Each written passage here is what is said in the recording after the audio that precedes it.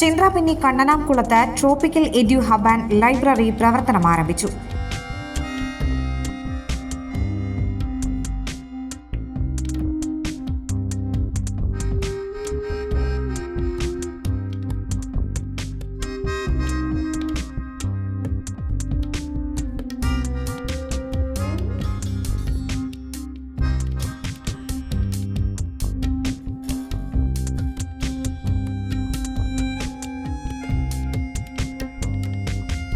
സംവിധായകൻ പ്രിയനന്ദനൻ അക്കാഡമിക് സെന്ററിന്റെ ഉദ്ഘാടനം നിർവഹിച്ചു.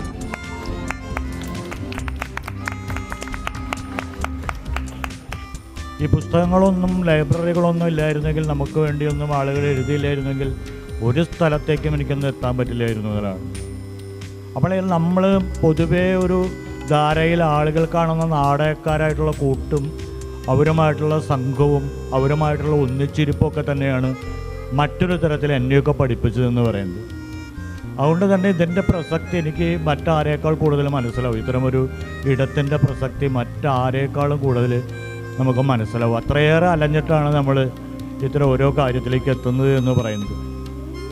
അപ്പോൾ നമ്മളെ സംബന്ധിച്ചിടത്തോളം നമ്മുടെ കുട്ടികൾ മുന്നേറുക എന്നുള്ളത് 100% ശരിയായ കാര്യമാണ്. അങ്ങനെ തന്നെ പഠിച്ചുകൊണ്ട് തന്നെ ഏറ്റവും മിടുക്കമായി ജോലിക്ക് വേണ്ടി തന്നെ പഠിക്കണമെന്നൊന്നും നമ്മൾ വിചാരിക്കരുത്. ജോലിയൊക്കെ അവർ പിന്നീട് കണ്ടെത്തട്ടെ എന്നതാണ്. അതാണ് നമ്മൾക്ക് പറ്റുന്ന ആളുകളുടെ പ്രശ്നമെന്ന് പറയുന്നത്. ഒരു വട്ടം ഒന്നൊരു പ്ലസ് എന്തെങ്കിലും മാർക്ക് കുറഞ്ഞു കഴിഞ്ഞാൽ അവരെ ഏറ്റവും മോശം ആൾക്കാരായിട്ട് നമ്മൾ മാറ്റും. ഒരു A+ കുറഞ്ഞാൽ മതി, 2 B+ വന്നാൽ ഏറ്റവും മോശപ്പെട്ട ആൾക്കാരാണ് എന്നുള്ളൊരു ധാരണയിലൊക്കെ നമ്മൾ വളരെ ആളുകളെയൊക്കെ അങ്ങനെ കുഞ്ഞുങ്ങളെയൊക്കെ അങ്ങോട്ട് മാറ്റി തീർക്കുന്നതാണ്. അവരൊരു രൂപപ്പെടാൻ അവർക്കൊക്കെ അതിന് ശേഷമൊക്കെയാണ് ഒരാൾ എങ്ങനെ രൂപപ്പെടേണ്ടത്, എന്താണ് ഞാൻ ചെയ്യേണ്ടത്, എങ്ങനെയാണ് ഞാൻ പ്രവർത്തിക്കേണ്ടത് എന്നൊക്കെ തീരുമാനിക്കണമെങ്കിൽ അത് മതി എന്നുള്ളതാണ്. എടത്തിരുത്തി ഗ്രാമപഞ്ചായത്ത് പ്രസിഡന്റ് TK ചന്ദ്രബാബു അധ്യക്ഷനായി. കവിയും പ്രഭാഷകനുമായ ആലങ്കോട് ലീലാകൃഷ്ണൻ ലൈബ്രറിയുടെ ഉദ്ഘാടനം നിർവഹിച്ചു.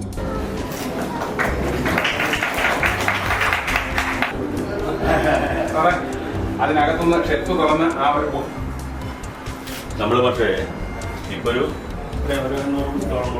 സാധാരണഗതിയിൽ പ്രവാസികൾ നാട്ടിൽ പല സംരംഭങ്ങളും തുടങ്ങാറുണ്ട്.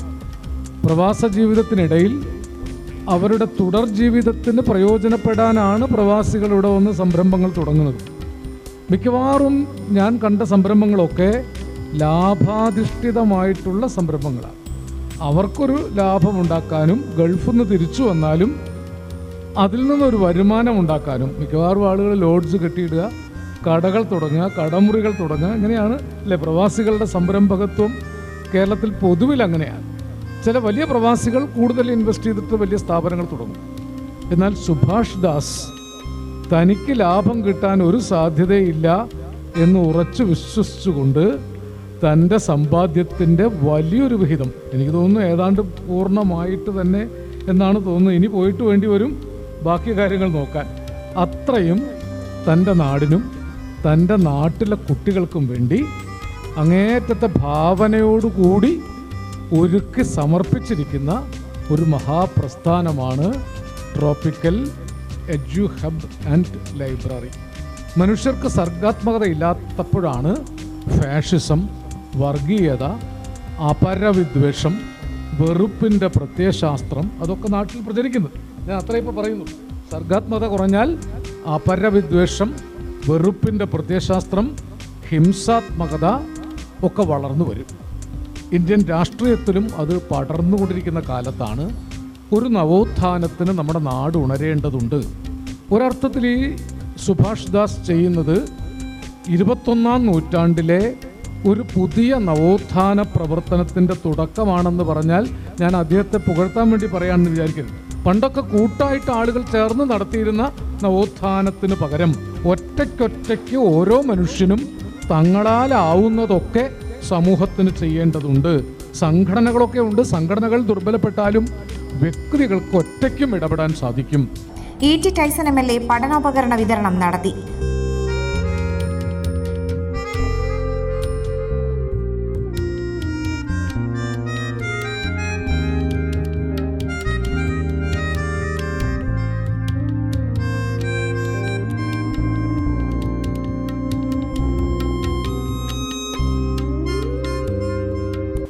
നമ്മുടെ കേരളത്തിലെ ജനത വിദ്യാഭ്യാസത്തിന് നൽകുന്ന പ്രാധാന്യം ഏറ്റവും വലുതാണെന്ന് നമുക്കെല്ലാവർക്കും അറിയാം. മറ്റ് സംസ്ഥാനങ്ങൾക്ക് ഇത്തരമൊരു കാര്യത്തിലേക്ക് ചിന്തിക്കാനും കഴിയാതെ പോകുന്നതിൻ്റെ വലിയ മറ്റു ചില കാര്യങ്ങളുണ്ട്. അതൊക്കെ പിന്നീട് എനിക്ക് തോന്നുന്നു ഈ ചെറിയ പ്രസംഗത്തിൽ അത്തരം കാര്യങ്ങളെ സൂചിപ്പിക്കുന്നില്ല. നമുക്ക് കൊറോണ ബാധിച്ച സമയം എനിക്ക് തോന്നുന്നു വിദ്യാഭ്യാസ കാലഘട്ടത്തിൻ്റെ മറ്റൊരു യുഗത്തിലേക്ക് നമ്മൾ കടന്ന സമയമാണ്. കൊറോണ വരുന്നത് വരെയുള്ളത് നമ്മുടെ ഒരു വിദ്യാഭ്യാസ ക്രമത്തിന് വേണമെങ്കിൽ ആധുനിക സംവിധാനത്തിൻ്റെ ഒരു പോരായ്മ ഉണ്ടായിരുന്നു എന്നെല്ലാവർക്കും അറിയാം. ഓൺലൈൻ ടീച്ചിങ് സംബന്ധിച്ച് നമ്മൾ വളരെ ഗൗരവപ്പെട്ട രീതിയിൽ ചർച്ച ചെയ്യുകയും അത് പ്രവൃത്തിപഥത്തിലെത്തിക്കുകയും ചെയ്ത സമയമെന്നാണ്. അങ്ങനെ ഒരു രീതിയിൽ പോകാൻ കഴിഞ്ഞതും കേരളത്തിലാണ്. നമ്മുടെ കുട്ടികൾക്കെല്ലാം ഓൺലൈൻ, പിന്നെ അതിനുശേഷം ഈ മൊബൈലിൻ്റെ ഒക്കെ പ്രശ്നമൊക്കെ പിന്നീട് ചർച്ച ചെയ്തിട്ടുണ്ട്. പക്ഷെ എന്നാലും അങ്ങനെ ഒരു രീതിയിലേക്ക് നമ്മൾ വരാൻ കാരണം ആ കൊറോണ ആയിട്ട് ബന്ധപ്പെട്ടതാണ്. മാത്രമല്ല ആളുകളുടെ സ്വഭാവത്തിലും ചില വ്യത്യാസം വന്നു അല്ലേ. പണ്ടുണ്ടായിരുന്ന പോലെ എല്ലാം നമുക്കിങ്ങനെ സ്വത്തുകളൊക്കെ കേന്ദ്രീകരിച്ച് നിർത്തി ഒരു കുറച്ചുകൂടി സ്വാർത്ഥപരമായിട്ടൊരു രീതിയിൽ നിന്ന് മാറി അത്യാവശ്യം നമ്മുടെ സമ്പത്തെല്ലാം വിനിയോഗിക്കപ്പെടാൻ കഴിയുന്നുള്ളൊരു സ്ഥിതി വന്നു. എപ്പോൾ വേണമെന്നുണ്ടെങ്കിലും ഈ നോട്ടിനൊന്നും വലിയ വിലയില്ല എന്നൊക്കെ ആളുകൾ പഠിച്ചിട്ടുണ്ട്. അതുകൊണ്ട് തന്നെ ഇത്തിരി പ്രായമായാലും ടൂറൊക്കെ പോകാനുള്ള ശ്രമമൊക്കെ തുടങ്ങിയിട്ടുണ്ട് അല്ലേ. ഇപ്പോൾ എല്ലാവരും അങ്ങനെയാണ്. എല്ലാവരും അത്യാവശ്യം നമുക്ക് വിനോദ യാത്ര നടത്താനൊക്കെ ഉള്ളൊരു മൂഡിൽ വന്നിട്ടുണ്ട്. പഴയ പോലെ ബാങ്കിൽ ഡെപ്പോസിറ്റ് ചെയ്യണം എന്ന് വാശിയില്ലാത്ത സ്ഥിതിയും വന്നിട്ടുണ്ട്. നമ്മുടെ മനസ്സൊക്കെ അല്പം ഒന്ന് തുറന്നിട്ടുണ്ട്. അതുകൊണ്ട് തന്നെ ഈ പൊതുസമൂഹത്തിന് എന്നെ കൊണ്ടാകുന്ന രീതിയിൽ ചെയ്യുന്നതിനുമുള്ള മനസ്സ് രൂപപ്പെട്ടിട്ടുണ്ട്. അത് എനിക്ക് കൊറോണയ്ക്ക് ശേഷം പൊതുവായൊരു അനുഭവത്തിന് എത്രയോ ആളുകളാണ്, എത്രയോ സ്ഥലങ്ങളാണ്, എത്രയോ അത് ബന്ധപ്പെട്ട കാര്യങ്ങളാണ്, നാം വിചാരിക്കാത്ത കാര്യങ്ങളാണെന്ന് നമുക്ക് തോന്നുന്നു. പഞ്ചായത്ത് അംഗം സാജിദ പുതിയ വീട്ടിൽ, സിനിമാ താരം ഹബീബ് ഖാൻ, ചന്ദ്രാപിന്നി ഹൈസ്കൂൾ റിട്ടയർഡ് അധ്യാപിക Radhamani, TV Balakrishnan, Soman Thamarakulam, Sanju Madhav, tropical edu hub and library chairman Subhash Das, principal ER Joshi എന്നിവർ സംസാരിച്ചു. ഒരു മൊബൈലിലേക്ക് നമ്മളൊക്കെ ഒതുങ്ങിക്കൂടി.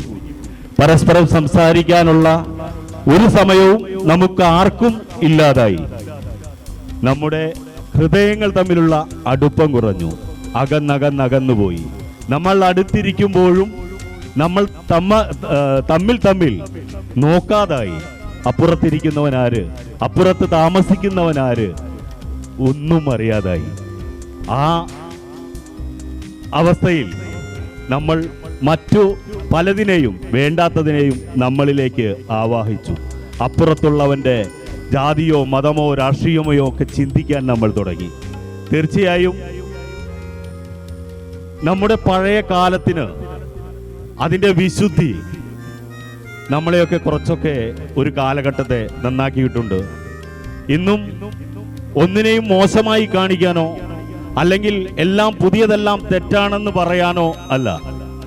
അതിനേക്കാളപ്പുറം നമുക്കൊന്നിച്ചിരിക്കാൻ നമ്മുടെ കണ്ണനാങ്കുളത്തിൻ്റെ മുറ്റത്ത് നമുക്കെല്ലാവർക്കും ഒന്നിച്ചിരിക്കാനുള്ള ഒരു ഇടം വേണമെന്ന തോന്നൽ മാത്രമാണ് tropical edu hub and library. തുടർന്ന് നടന്ന കുട്ടികളുടെ കലാപരിപാടികൾക്ക് അനിത രഘുനന്ദൻ നേതൃത്വം നൽകി. 12ാം ക്ലാസ് വരെയുള്ള കുട്ടികൾക്ക് ട്യൂഷനും പഠ്യേതര പ്രവർത്തനങ്ങൾക്കുള്ള സൗകര്യങ്ങളുമാണ് ഇവിടെ ക്രമീകരിച്ചിരിക്കുന്നത്. 1000-ഓളം പുസ്തകങ്ങൾ അടങ്ങിയ ലൈബ്രറിയും വായന ഉൾപ്പെടെയുള്ള സൗകര്യങ്ങളും ഇവിടെ സജ്ജീകരിച്ചിട്ടുണ്ട്.